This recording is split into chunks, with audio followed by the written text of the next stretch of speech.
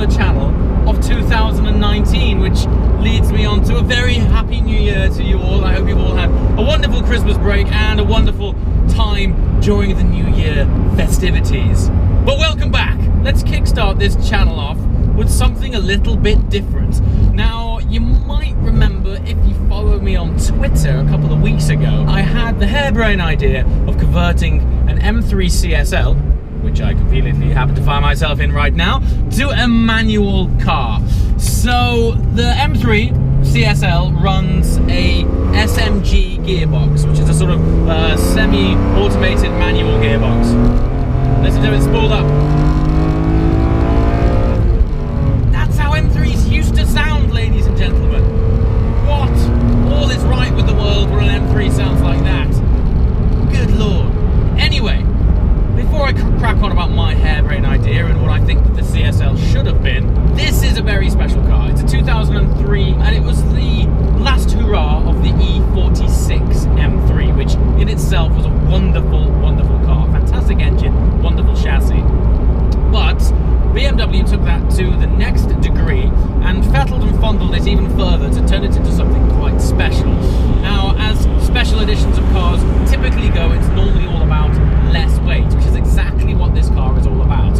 And that leads me on to what CSL actually stands for. Coupe Sport Lightweight.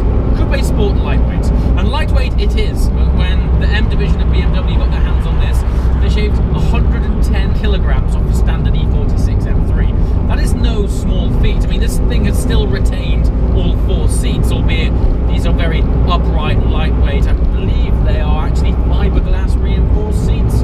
Anyway, whatever. They hug you wonderfully.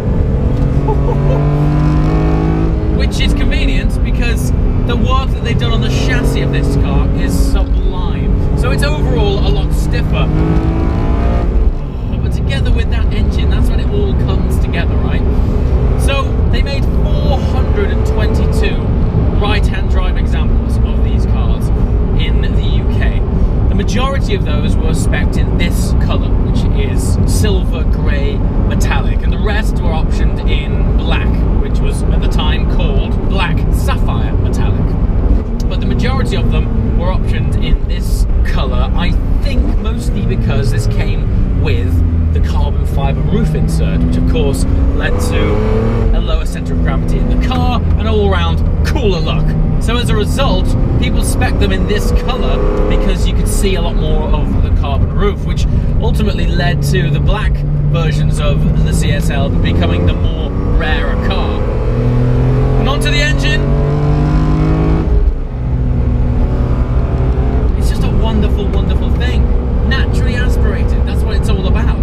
So M3s of old, particularly this generation, were famous for their wonderful engines, and this is for me the pinnacle of that. It's still the 3.2 litre straight six, but it's pushing out 360 horsepower. This car has been somewhat fettled, and this is now running 385 horsepower, and it is a wonder for it. But what made this car so special was its use of carbon fibre. That had trickled all the way down from the touring car activities that BMW were playing with at the time. So what this has, as you can see in the interior, a lot of carbon fibre inside. When you open the door on this, it feels light, it feels hollow. And that is a wonderful sign of a driver-focused car. Even when you clasp your hands around the steering wheel, it's quite thick. It's got a chunky steering wheel, which is interesting for me, as I used to be a BMW M3 owner, which is one of my favourite cars.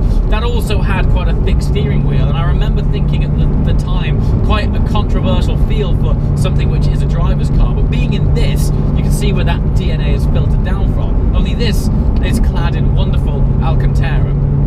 I say wonderful, this car's done 80,000 miles, and the Alcantara has gone from wonderful to characterful. So back to the carbon fibre. So not only is there plenty of it on the inside of the car and the roof, but also, importantly, the whole manifold and air intake is made from carbon fibre, which gives the induction sound this lovely, wonderful, characterful suction. Listen to that. What a rasp! Oh, is the way forward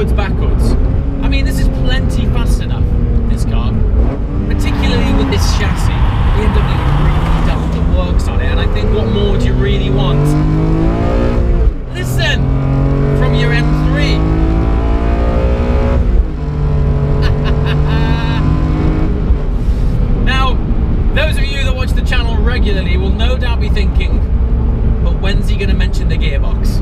Well, I'm going to talk about the gearbox right now. So as I mentioned, this is the SMG gearbox. Now, by modern standards, incomparable. It does feel pretty shoddy, actually. And as I mentioned at the beginning of the video, I truly believe the M3 CSL should have always been a manual car. It was that era, though. It was when Ferrari, for example, were putting F1 gearboxes in the F430, and everyone was speccing them because it was the latest, greatest tech. And I think there was that fad that was going on there when people were clamoring for the next generation of car. What would it evolve into? And this was part of that. This was BMW's nod to what is coming. But it should have been a manual. I mean, little did we know at that time that manuals were about to die out and everything was going to go paddle shift. And that's what would have made this car even more special. Now, if you compare the values of these cars to a standard E46 of the same year, you can pick up a pretty good one of those for around about 10 grand. This car, I mean, this is an 80,000 mile car, so it might be around, I don't know, 40 grand, for example. But if you were to get one with around about 25 to 30,000 miles on, it's not uncommon to find M3 CSLs, a 2003 BMW, by the way, for around about £65,000. Now that's incredible for what is effectively a very old Vettel M3.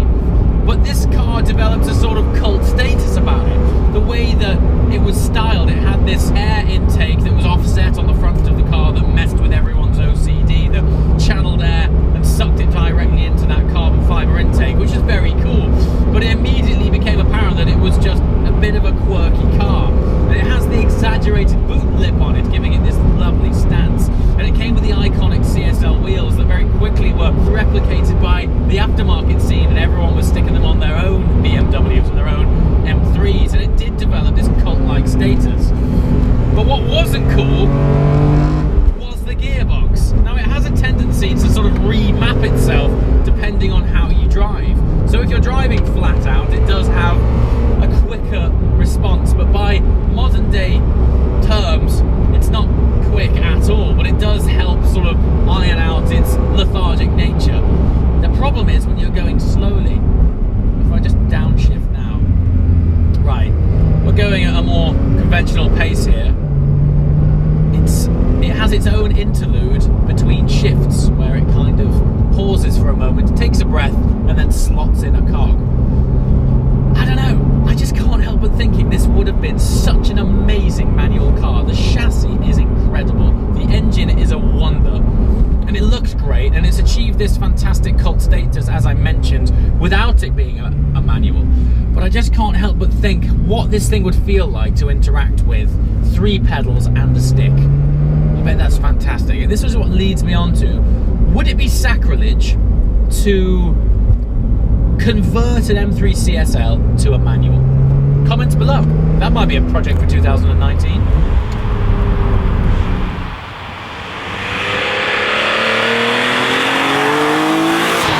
So what made the engine different over the standard E46 M3 at that time? Well, they had reprofiled camshafts, larger air intakes, and modified exhaust valves, which was what predominantly led to that characterful engine. But on top of that, the M3 CSL was notorious for its Spartan approach to life. What I mean by that is, from factory, you had to re-option things like air conditioning and sat-nav. It didn't come with those things, despite it being a much more expensive version of the M3. There was no sat-nav. So there was the purists that spec these things, or should I say, didn't spec these things, with no aircon to keep them as pure as they were intended to be. I mean, this one, thankfully, has air conditioning, but there are those out there which just have a big hole in the dash where there was no radio.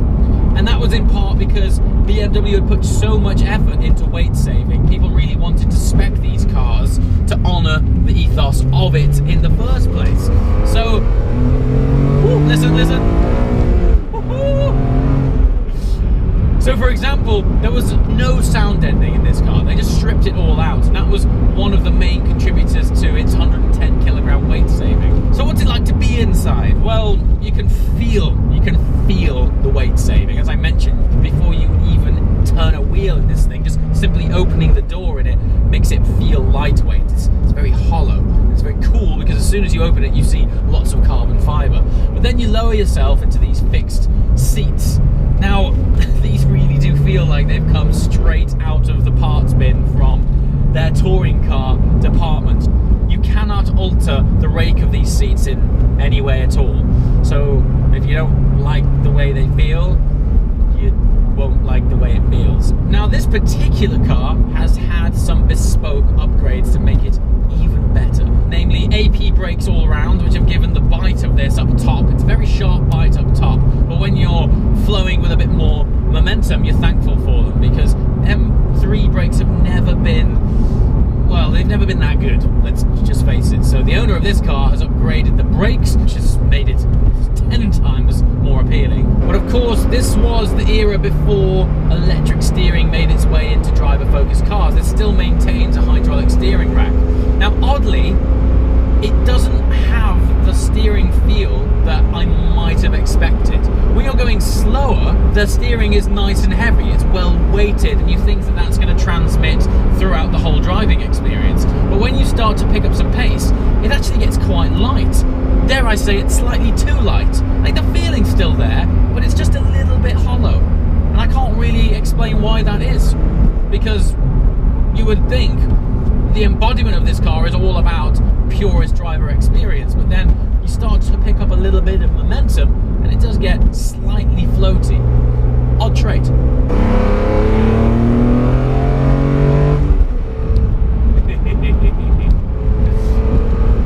You know, we're in a funny time, aren't we, with cars, where sometimes you'll drive a modern day sports car and it's everything you hoped it would be and more, just because they've managed to nail the componentry. And that might not just be the engine, it could still be a turbocharged engine, but there's something about the overall culmination of the components that add up to this greater experience. But the more that I drive modern day cars, the more that I find there has to be something truly special to make me feel it, to make me feel what I've always enjoyed about driving, which is that wonderful sense of occasion, sense of connection, theatre, and just all-around driver involvement. So part of me, and this will be interesting throughout 2019, part of me wants to explore the theory that the way forwards might actually be backwards. But what I mean by that is, I think it's time to start exploring some of the fascinating cars that have set the foundations and led the way to the cars that we're driving now. Now, I don't necessarily mean that we're going to go and look at some real old school classics, although I think there's definitely some room for that. But I think there's some really special cars throughout the last 20 or 30 years that have just become such cultural icons that I think it's definitely worth exploring more throughout 2019. So what I want to hear from you guys in the comments below is, what special cars from the past would you like to go and see me unearth and explore? Interestingly, when I was doing some research into the M3 CSL, it opened my eyes to just how little video content there was on these cars. And so it made me think, maybe there's other cars out there which haven't been as well documented, which really deserve it. So let's unearth them and see what we find out. As always, guys, thanks for watching, and I shall see you next time. Ciao!